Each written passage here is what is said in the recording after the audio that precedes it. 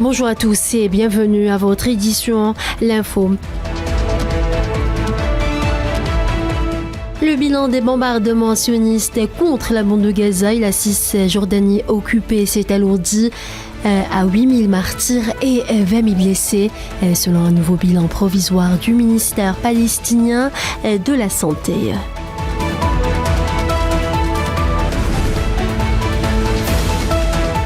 La société de télécommunications palestinienne Paltel Shawal a annoncé dimanche à l'aube le rétablissement progressif du réseau Internet et des communications dans la bande de Gaza.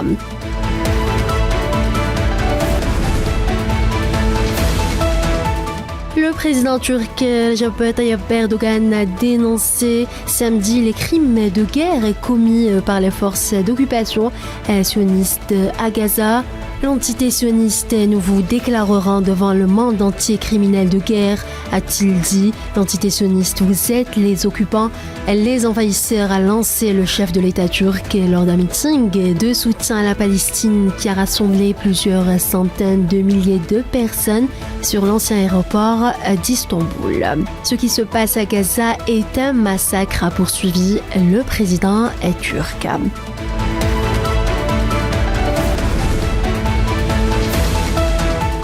Le président iranien Ebrahim Raïssi a affirmé ce dimanche que l'entité sioniste a franchi dans son agression contre la bande de Gaza et la Cisjordanie occupée toutes les lignes rouges, estimant qu'il est temps d'agir.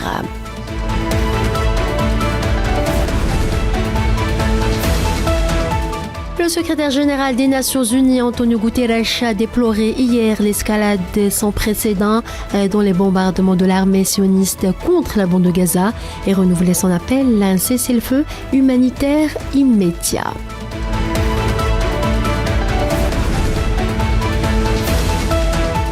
Le chef de la diplomatie européenne, Joseph Borrell, a appelé samedi à une trêve humanitaire dans la bande de Gaza, qualifiant la nouvelle escalade de l'armée sioniste de violation du droit international.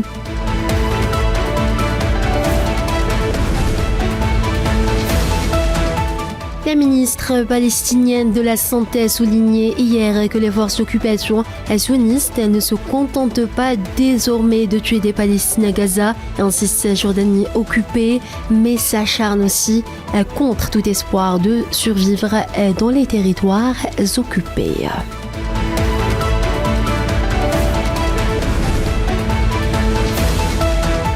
La présidente du comité international de la Croix-Rouge, Mirjana Spoljaric, a affirmé hier que le monde ne doit pas tolérer ce qui se passe à Gaza, qui continue d'être bombardé par l'armée d'occupation sioniste avec des frappes d'une intensité sans précédent au 23e jour de l'agression.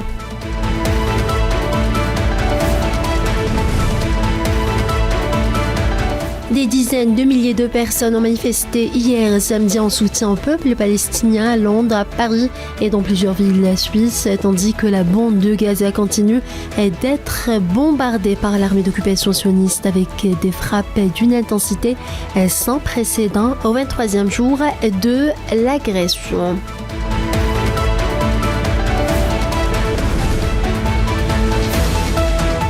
Voilà pour ce qui est des derniers développements en Palestine. Dans le reste de l'actualité, l'ancien vice-président des États-Unis Mike Pence a annoncé retirer sa candidature à l'investiture du Parti républicain en vue de l'élection présidentielle de 2024.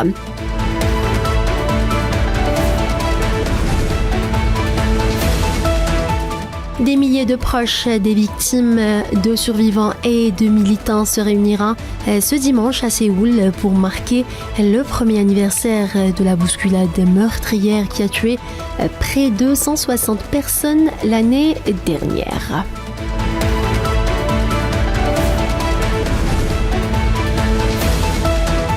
Le bilan humain de l'ouragan qui a dévasté mercredi Acapulco, la célèbre station balnéaire du sud-ouest du Mexique, a été revu à la hausse de 27 à 39 morts, a annoncé le gouvernement qui tente d'organiser l'aide humanitaire face à des dégâts énormes.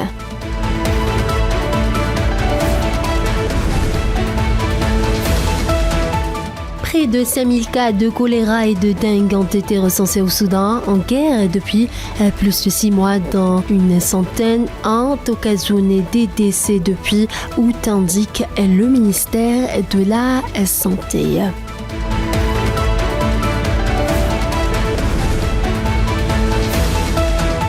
Le principal dirigeant de l'opposition au Bangladesh, Mirza Fakhrul Islam Al-Mahir, a été arrêté ce dimanche au deuxième jour de manifestations violentes contre la première ministre à l'approche des élections générales.